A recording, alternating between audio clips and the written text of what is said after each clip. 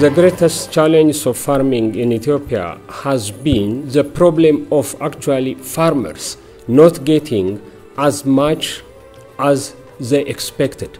Now, when we brought in and introduced new fertilizers based upon their soil conditions, they could see that they are getting very, very higher yield. At the same time, new improved agronomic practices such as raw planting, raw fertilizer application, all this combined, farmers are now talking about between 6 to 8 tons of cereals and between 10 to 12 tons of maize.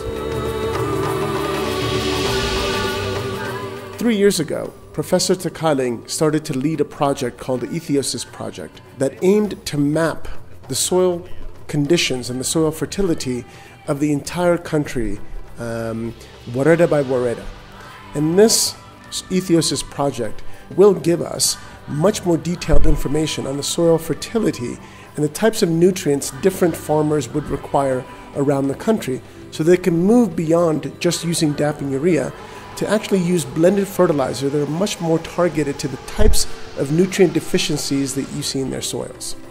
So far, we have done mapping or surveying in 255 districts, and we have recommended, based upon that, 6 fertilizers at national level.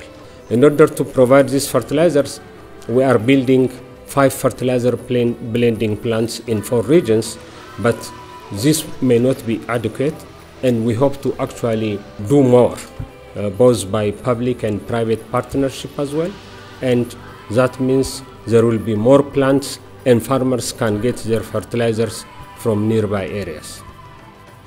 As far as natural resource development and curbing soil degradation in the country is concerned, I think Professor Tekalign has played a key role in leading one of the initiatives of developing a strategy which we call a community-based participatory watershed development strategy. Because of this strategic direction, now we are aggressively implementing watershed development by the active participation of the community. Millions of farmers each year are trying to develop their watershed and curb soil degradation.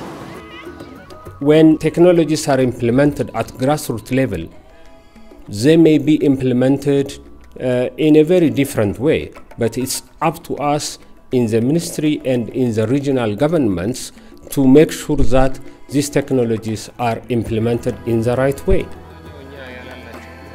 He's been a leading driver of the need and importance of protecting our soil fertility and conserving our soil nutrients for the past 20 to 30 years.